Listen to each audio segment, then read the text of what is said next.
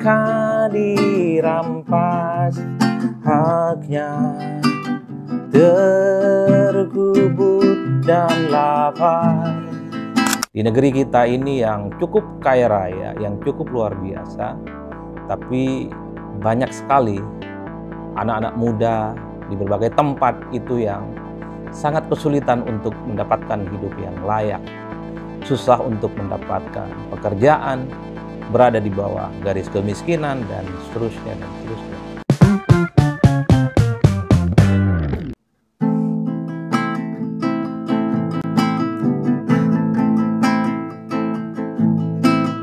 Di sini negeri kami, tempat padi terhampar luas, samudranya kaya raya. Negeri kami subur Tuhan. Di negeri permai ini, berjuta rakyat tertindas luka. Anak gunung tak sekolah, pemuda desa tak kerja. Mereka dirampas haknya, terkubur dan lapar. Bunda relakan darah juang kami, bebaskan rakyat. Padamu kami mengabdi, padamu kami berbakti.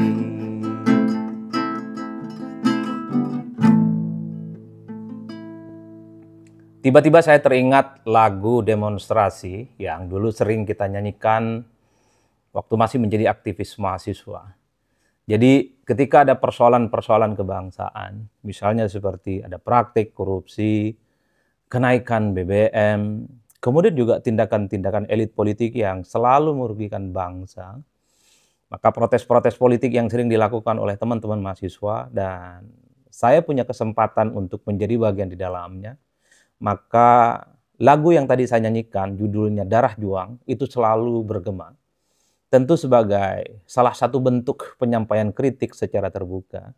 Di negeri kita ini yang cukup kaya raya, yang cukup luar biasa, tapi banyak sekali anak-anak muda di berbagai tempat itu yang sangat kesulitan untuk mendapatkan hidup yang layak, susah untuk mendapatkan pekerjaan, berada di bawah garis kemiskinan, dan seterusnya dan seterusnya. Tentu salah satu sebabnya karena adanya praktik-praktik culas, praktik-praktik korupsi yang dilakukan oleh elit-elit negara yang jelas-jelas ini sangat merugikan bangsa, dan yang paling penting itu berdampak pada bagaimana kemiskinan yang ada di Indonesia itu tidak bisa diselesaikan. Jadi dalam konteks itulah kemudian saya tertarik bicara ketika misalnya ada kekisruhan terkait dengan minyak goreng yang kemudian belakangan itu ramai sekali, di mana takarannya itu dikurangi dan harganya itu di atas rata-rata yang sudah ditentukan oleh pemerintah. Jadi minyak kemasan yang mereknya minyak kita itu telah menimbulkan kontroversi dan kemarahan publik yang terjadi di mana-mana. Ini kan telah menambah daftar panjang betapa terjadi kecurangan di negara kita ini yang secara transparan, secara telanjang jelas-jelas merugikan rakyat. Bahkan seorang presiden, Prabowo Subianto, menyatakan geram dan marah. Janganlah menari-nari di atas penderitaan rakyat. Misalnya dengan mengurangi takaran minyak yang mestinya 1 liter, tapi dalam praktiknya itu hanya sebatas 750 ml ataupun hanya sebatas 800 ml. Sudah begitu banyak orang yang membuktikan bagaimana takaran minyak yang mestinya 1 liter itu dikurangi takarannya. Itu kan satu hal yang sudah mengurangi Bagaimana rakyat itu tentu saja adalah pihak yang paling dirugikan. Belum selesai terkait dengan persoalan pagar laut yang ada di Kabupaten Tangerang. Belum selesai misalnya kekisruhan yang terjadi di Pertamina yang kemudian mengakibatkan kerugian negara 193 triliun. Belum selesai juga persoalan-persoalan korupsi lain yang sedang diungkap oleh aparat-aparat hukum. Kita kemudian juga disuguhkan bagaimana praktik curang, praktik culas yang kemudian terjadi dalam minyak goreng kemasan mereknya minyak kita itu. Seorang presiden dan semua instrumen-instrumen negara, aparat hukum, para elit, semuanya satu persatu mengutuk tindakan-tindakan jahat ini. Karena tentu satu, takarannya dikurangi. Coba bisa dibayangkan yang mestinya 1 liter, itu dalam praktiknya hanya sebatas 750 sampai 800 ml.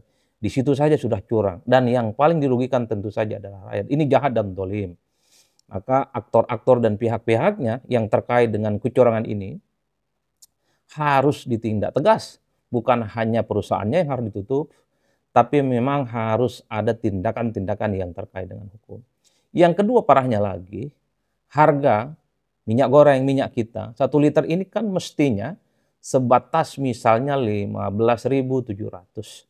Tapi dalam praktiknya misalnya di pasar-pasar tradisional, itu ditemukan harganya 17 sampai 18.000. Ini adalah babak yang kedua bagaimana rakyat kemudian juga dirugikan. Harga yang mestinya cuma 15.700 maksud saya, tapi dalam praktiknya bisa mencapai 18.000. Inilah yang disebut dengan sudah jatuh tertimpa tangka. Dan itu yang terjadi di rakyat Indonesia. Sebelumnya misalnya kita itu disuguhkan bagaimana praktik jahat di Pertamina terkait dengan oplosan BBM. Pertalite rasa Pertamax atau Pertamax rasa Pertalite. Rakyat dirugikan. Minyak goreng yang hari ini terjadi itu juga sangat merugikan rakyat. Inilah yang kemudian menurut saya membuat semua pihak terutama Presiden bereaksi. Saya kira ke depan memang jangan lagi ada cerita semacam ini. Jadi pihak-pihak yang kemudian terlibat itu memang harus ditindas supaya mereka itu memiliki efek jerah dan tidak lagi mengulangi tindakan-tindakan jahatnya.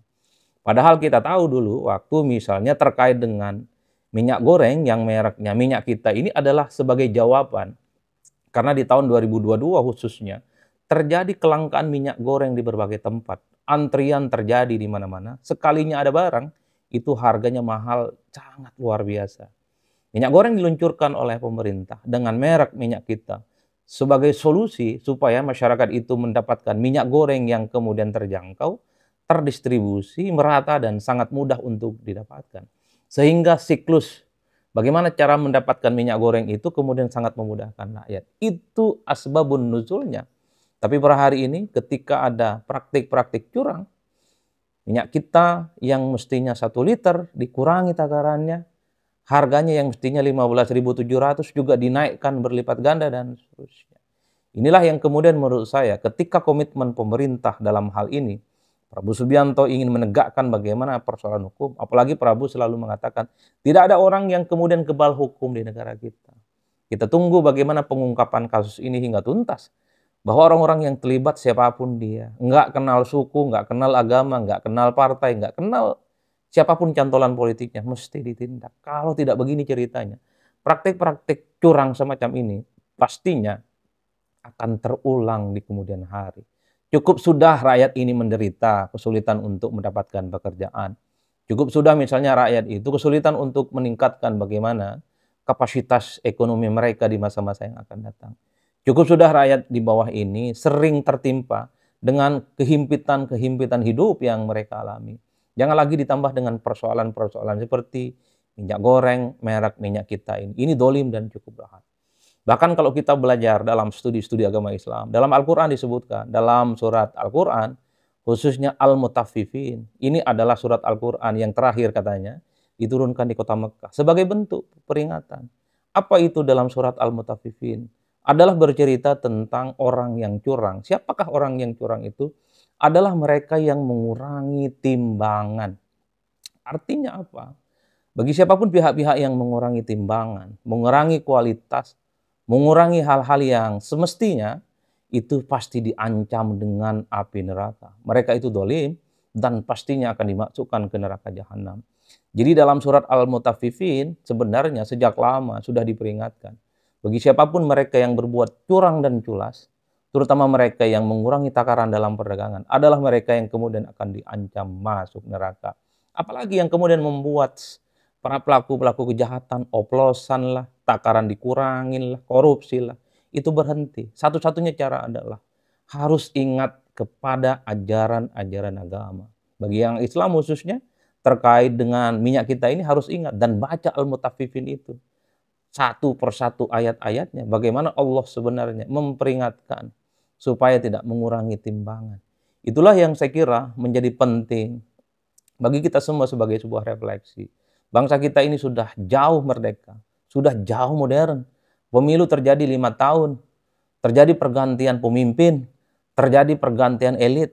Tapi praktik-praktik curang semacam ini mestinya tak ada lagi di masa-masa yang akan datang. Tentu kita berharap penegak hukum di tengah gencarnya pemerintah, dalam hal ini Prabowo Subianto, bagaimana persoalan korupsi itu tuntas. Tentu diharapkan supaya praktik-praktik culas dan jahat ini tidak pernah terjadi lagi di Indonesia. Sehingga saya sebagai rakyat biasa tak lagi menyanyikan Darah Juang yang tadi di awal sudah saya sampaikan. Saya sering menyanyikan lagu Darah Juang ini sebagai bentuk keprihatinan. Bagaimana di negara kita yang kaya raya, gemah ripah loh jenawi, itu masih saja terjadi persoalan-persoalan terkait dengan kemiskinan. Banyak orang yang sulit untuk mendapatkan pekerjaan. Apa itu penyebabnya? Salah satunya adalah korupsi dan praktik-praktik curang seperti ngoplos, ngurangin takaran, dan itu berdampak pada kemiskinan struktural dan kultural yang tidak pernah bisa kita selesaikan hingga hari ini. Semoga pemerintahan kita yang baru ini komitmennya untuk memberantas korupsi, memberantas hal-hal yang culas, itu kemudian menemukan jalan terang. Saya kira di situ salam politik Syai'un pastinya mantap, semantap-mantapnya.